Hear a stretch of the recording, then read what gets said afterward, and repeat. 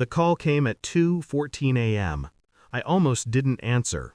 The name on the screen was too familiar, too unwanted.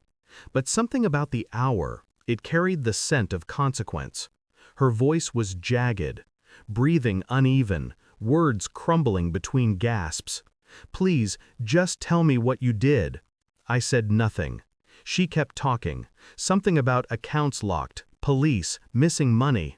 Her voice cracked when she mentioned his name, Ethan, the boyfriend, the one she left us for.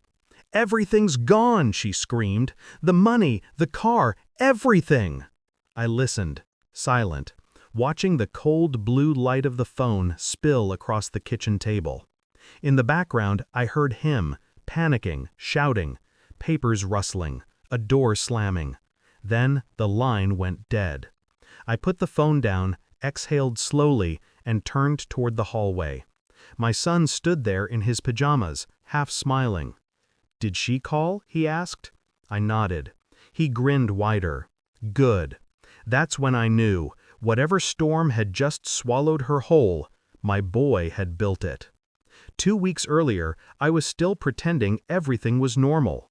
She'd said she needed space, a word that always means someone else is filling it.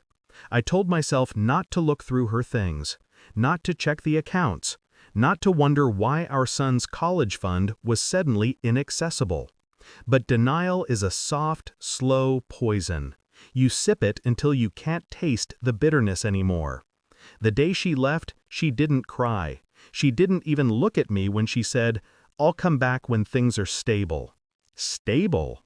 She had already emptied the savings, every last cent from the account I'd built over a decade. The fund that was supposed to carry our son into a life untouched by our mistakes. She took it and ran. Ethan was a coworker. I'd met him twice, smiled at him across dinner, shook his hand. The kind of man who looked through people when he spoke to them. For 3 days I stayed quiet. My son stayed quieter. Until he looked up from his cereal one morning and said, "Mom won't come back." "How do you know?" I asked. He shrugged. "She doesn't love us the same way we love her." It wasn't anger in his voice, just truth. Small, sharp, and pure. Then he said something I didn't expect. "Don't worry, Dad. I'll fix it." I thought he meant emotionally. That's what children do. They try to mend what adults break. But that night I saw him in my study, the glow of my laptop painting his face pale blue. He was typing. Calm, precise. When I stepped closer, he minimized the window. "Homework," he said. There was no homework. The next day I checked the bank portal. Nothing unusual, yet. But I noticed new email alerts being filtered into a folder I hadn't created. Hidden messages, authorization codes, two-factor requests, all from the investment firm where the college fund had been held. My pulse slowed. Not sped up, slowed, because I realized something impossible. He wasn't just snooping. He was inside the system. 10 years old. And hacking financial databases like he was assembling a puzzle.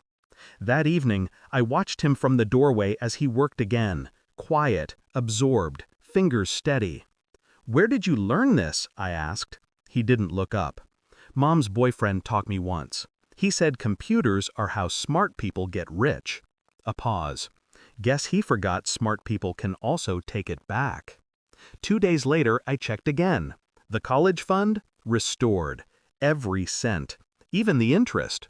But something else had shifted. Ethan's company accounts, empty. His name blacklisted on 3 credit bureaus. Identity under review for suspicious international transfers.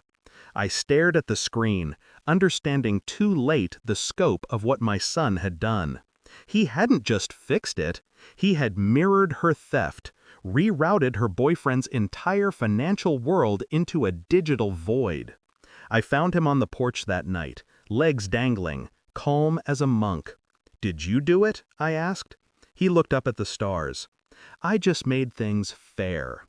When she finally called, panicked, desperate, I said only one thing. I didn't do anything. Her silence stretched like a wound. Then, softly, she whispered, "It wasn't you, was it?" I said nothing. She hung up before I could. The next morning she appeared at our door. Same perfume, same trembling hands, but her eyes were different, frantic. "Please," she said, "you have to help me. Everything's gone. They're investigating. They think I stole." I stepped aside, let her in.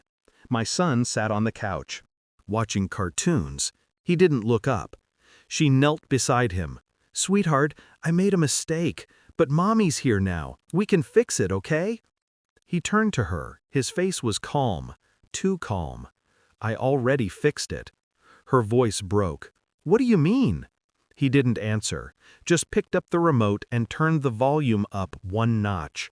I watched her crumble in silence. Tears, apologies, all of it spilling uselessly onto the carpet. And for once, I didn't feel rage or pity, just balance. When she finally left, head down, shaking, I closed the door behind her and locked it, slowly, deliberately. My son didn't speak for a while. Then softly, "Did I do something bad?" I knelt beside him. "No," I said. "You just showed her what truth feels like." She called again a week later. I didn't answer. Her voice still lingers on the voicemail, pleading, begging, blaming. But the sound means nothing now.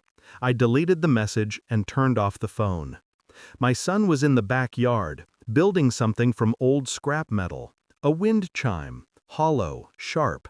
Every gust made it sing a strange, fractured melody. He looked up and smiled. "It sounds like her, doesn't it?" I didn't answer.